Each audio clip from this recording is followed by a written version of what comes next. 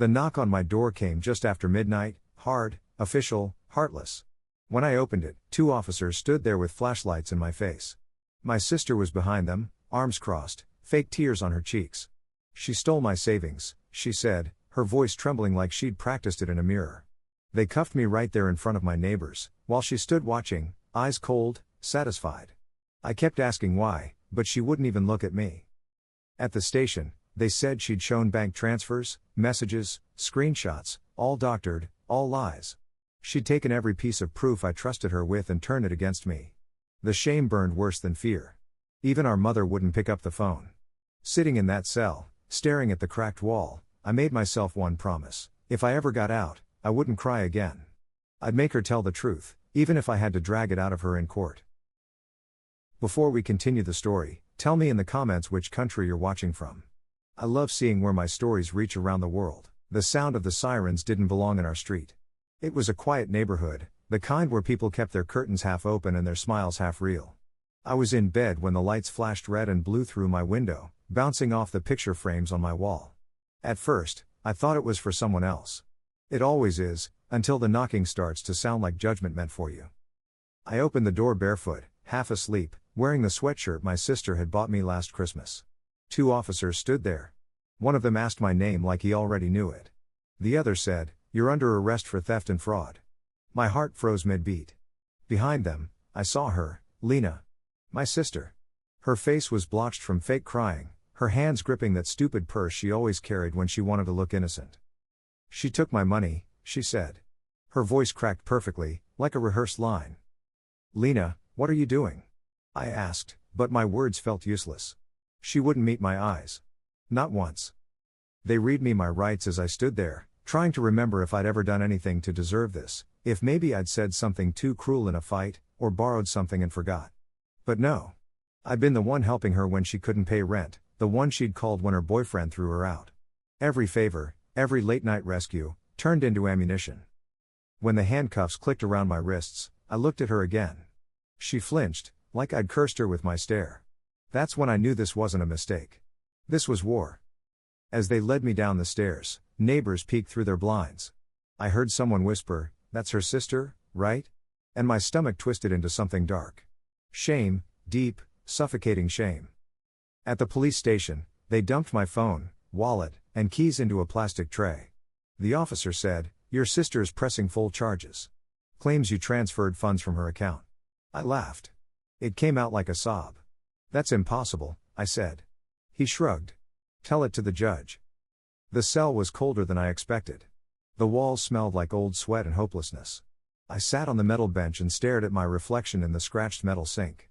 My face looked wrong, smaller, weaker, like I'd aged 10 years in an hour. That night, I didn't cry. I just kept replaying her face, the way she stood behind the officers, the calm in her eyes, the satisfaction hiding behind the tears. And that's when it hit me, she hadn't just wanted to punish me. She wanted to erase me. But she'd made one mistake. She forgot who I was before I was her sister. I wasn't soft anymore. Not after this. The first night felt endless. The lights in the corridor never went off, they just dimmed to a sick yellow that made it impossible to tell if it was morning or midnight. Every sound echoed, the clank of keys, a cough, a scream from somewhere down the hall. I tried to keep still, to stay invisible. But my mind wouldn't stop replaying her voice, those fake tremors when she said, "She stole from me." There were 2 other women in the cell. One was asleep on the floor, curled up with a jacket as a pillow. The other, an older woman with cigarette breath, stared at me for a long time before speaking. "First time?" she asked. "Yeah. Don't worry. You'll get used to it." I didn't answer. I didn't want to get used to it. When the officer brought breakfast, a tray of gray oatmeal, I couldn't eat. My throat was too dry. I kept thinking about my mother. She should have been calling non-stop, screaming for answers. Instead, silence. I borrowed a phone during booking to call her, but she didn't pick up. Not once. That silence hurt worse than the cuffs. By afternoon, they allowed me a lawyer, some public defender named Mendez. He walked in looking half tired, half bored, until he opened the file. "Your sister's got evidence," he said, flipping through papers. "Screenshots of transfers, text messages. She claims you admitted it." "I didn't," I said, my voice shaking. "She's lying." I swear on everything I have. He looked up at me, studying my face. You too close? Used to be. He sighed, closing the folder. Okay. Let's start by proving she's lying. I've seen families do worse to each other. That sentence stayed with me, families do worse. That night, I lay awake listening to the pipes groan above me.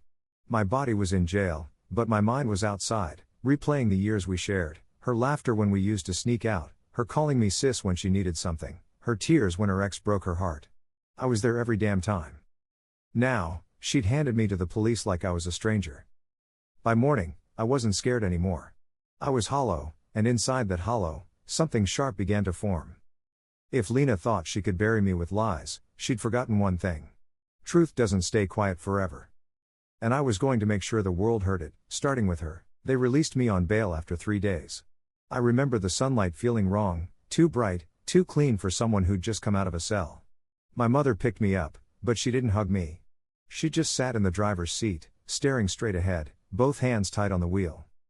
She said you took everything, Mara, she whispered finally. Her savings, her rent money. Why would she lie? I laughed, short, bitter, painful. Because she's done pretending to love me.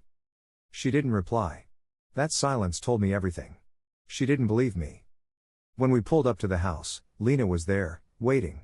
She was wearing one of those soft cardigans she always used to make herself look gentle. Our mother went straight to her, hugged her, whispered something I couldn't hear. I stood on the porch, feeling like a ghost watching someone else live my life. Why are you doing this? I asked. She turned to me, smiling slightly, the kind of smile you give someone you've already defeated. I'm not doing anything, Mara. You did this to yourself. My stomach clenched. You forged everything. Her voice softened, careful, calculated. You're not well. Maybe you actually believe that. I wanted to lunge at her, to shake the truth out of her, but Mom was watching. And that was the part Lena counted on. She'd always known how to weaponize sympathy. That night, I couldn't sleep in my old room. Everything smelled like memories I didn't want, the perfume she used to borrow, the framed photo of us at her graduation. I turned it face down. I started digging. Old messages, shared bank logins, everything. I found one small clue, a timestamp mismatch between her screenshot and my actual account history. It was nothing yet, but it was a thread. And I was ready to pull until her whole web came apart. Before I slept, I caught my reflection in the dark window, hollow eyes, clenched jaw, a stranger wearing my face. Blood didn't mean innocence. Not anymore. The next time I saw her, it wouldn't be in our house. It would be in court. And this time, I'd be the one asking the questions. When I met Mendez again, he looked more awake, sharper, like he'd started to smell the rot beneath the story. We sat in his narrow office, papers stacked to the ceiling, the hum of an old fan filling the silence. He took off his glasses, leaned forward, and said, I've seen liars before. Your sister's good, but not flawless. He laid out the evidence on the table, screenshots of my bank transfers, messages between me and her discussing repayment. I stared at them until the lines blurred. That's not me, I said. That's not my number, that's not my phrasing. Mendez nodded. I know. There's a pattern, the texts she submitted were all sent within the same 3-minute window. No human types that fast. It hit me like a second arrest, she'd actually built this whole thing. Every pixel of it. We spent hours comparing her files to my real bank statements. At one point, he looked at me and said, she must have had access to your login info. Any chance you gave it to her? I nodded slowly. Last year. She said she needed help paying her bills while I was traveling. Mendez sighed. Classic. Family trust, the easiest key to steal. He started drafting a motion to request the metadata from both accounts. If she forged these, we'll find the fingerprints, he said. Digital lies always leave a trace. I watched his pen move, fast, determined. For the first time since that night, I felt something close to hope. When I left his office, the air outside smelled like rain. I stood there on the sidewalk, breathing it in, realizing how much the world had shrunk while I'd been fighting to breathe. I texted my mother, I found something. She's lying. No reply. But I didn't care anymore. This wasn't about convincing anyone now. It was about proving it, brick by brick, until the truth was too solid for anyone to ignore. That night, Mendez called again. Mara, he said, if what I think is right, this will tear your sister apart in court. I didn't hesitate. Good, I said quietly. She's already done that to me. For weeks, my life revolved around evidence. Every morning I'd sit at Mendez's office, sorting through digital footprints like a detective who'd forgotten how to sleep. Coffee, folders, silence, that was our rhythm. The deeper we went, the uglier it got. Lena had been planning this long before the accusation. She'd transferred small amounts from her own account to mine, then back again, months apart, to make it look like I'd been borrowing. Then she'd used a fake profile to send messages pretending to be me, apologies, excuses, even promises to repay. All of it time-stamped, all of it fake. Mendez called it a masterpiece of manipulation. I called it family. One night, I broke into my old laptop backups, the ones I hadn't touched in years. Hidden in an archive was an old email thread where Lena had sent me her banking info, her login, her password, everything. I forwarded it straight to Mendez with one line: she gave me access.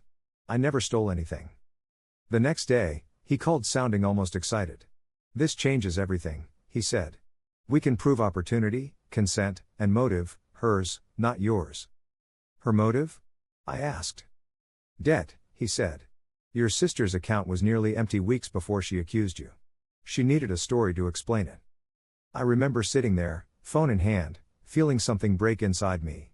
She hadn't just lied to the police, she'd destroyed me to save herself from her own mess. That night, I couldn't stop scrolling through old photos.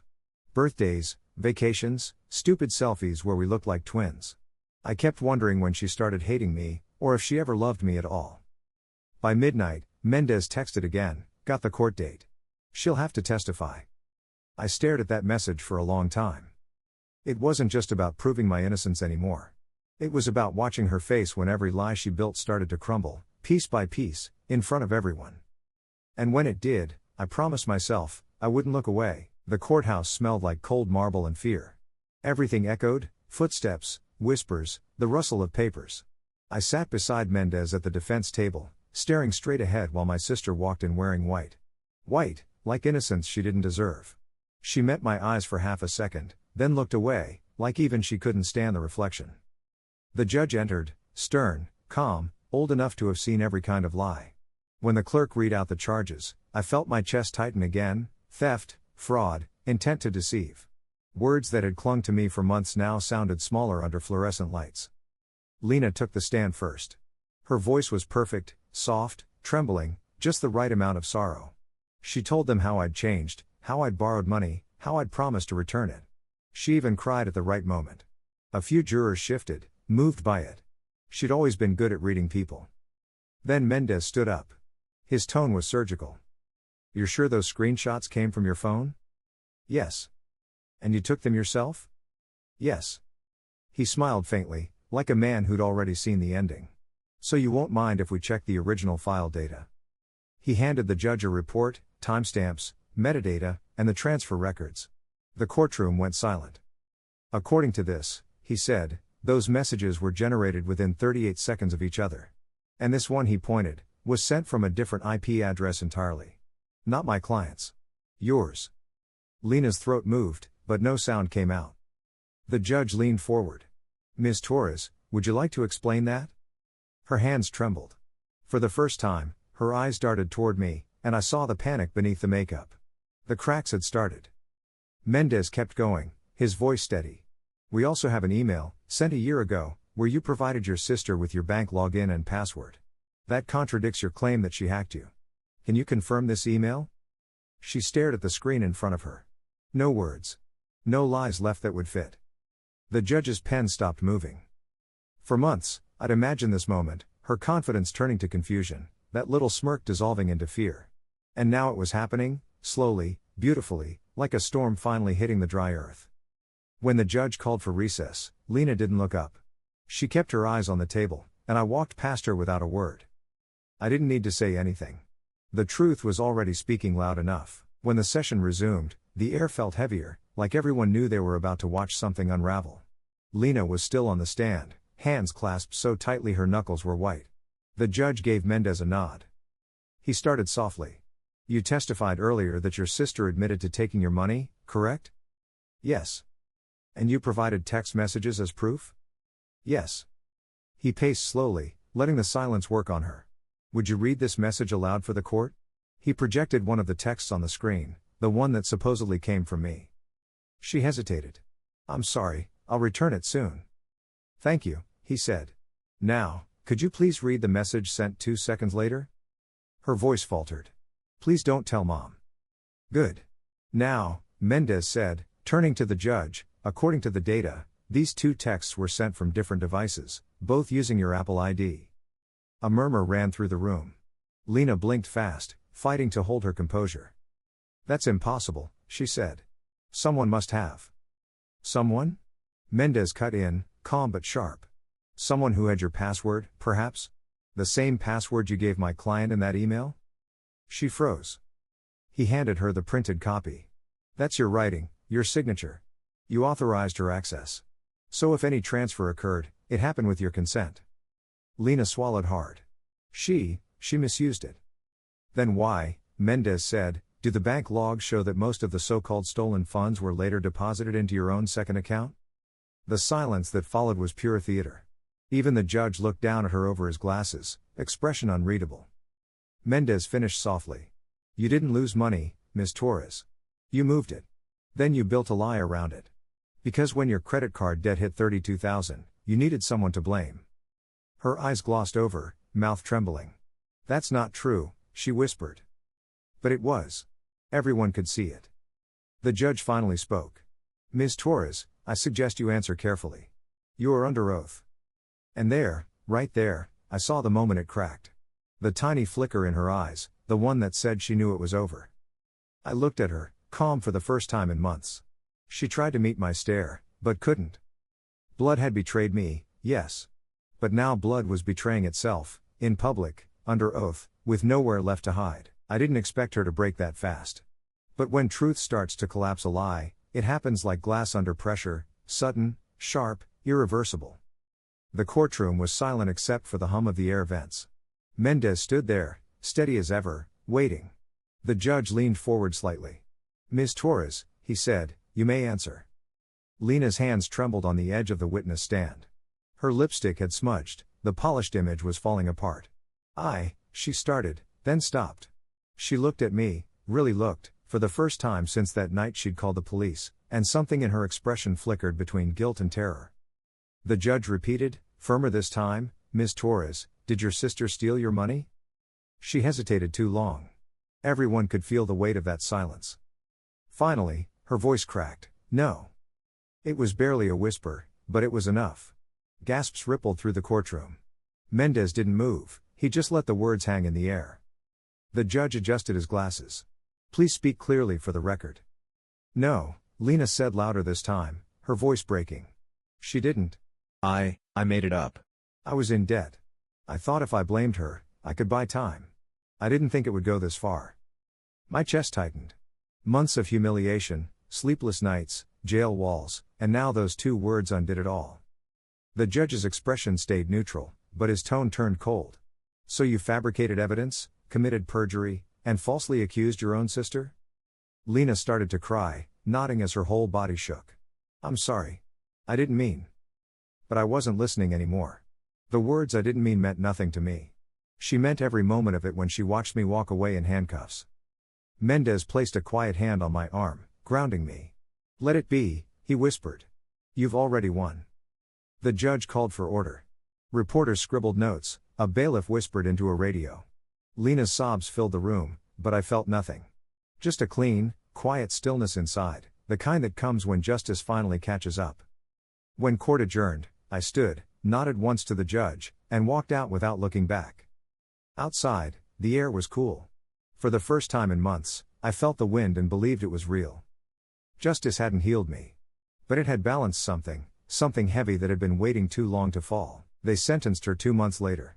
By then, her name had already spread through every local paper, woman faces jail for framing her own sister. Everyone knew. Every neighbor, every coworker who used to smile at her, now crossed the street.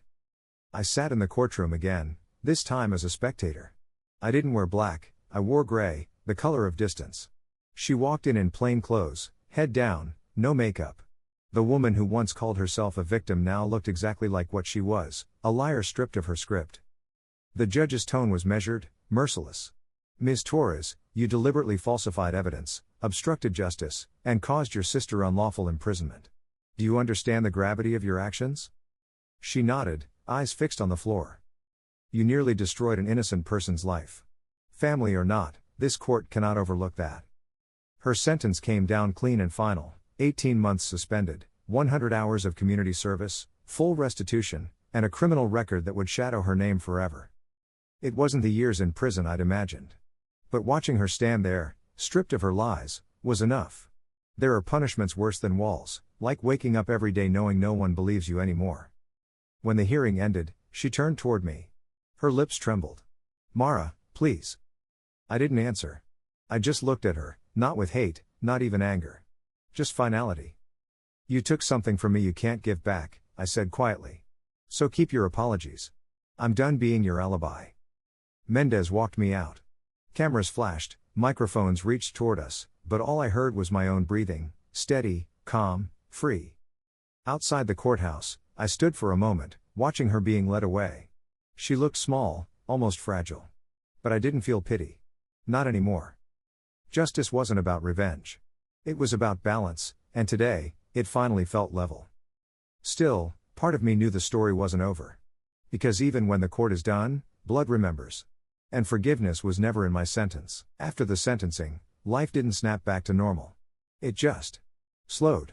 I moved to a small apartment across town, a place with thin walls, quiet neighbors, and no reminders of her voice. The first night I slept there, I woke up at 3 a.m. out of habit, expecting sirens or knocks. But there was only silence. Real silence. My mother called a week later. Her voice sounded older, thinner. She's sorry, she said. I'm not, I answered. There was a pause. She's still your sister.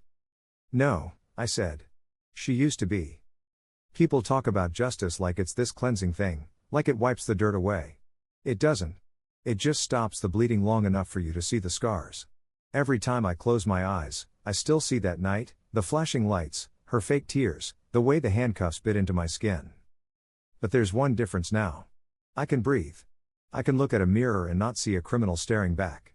I can stand on my own name again, something she tried to erase. I saw her once, months later, outside a grocery store.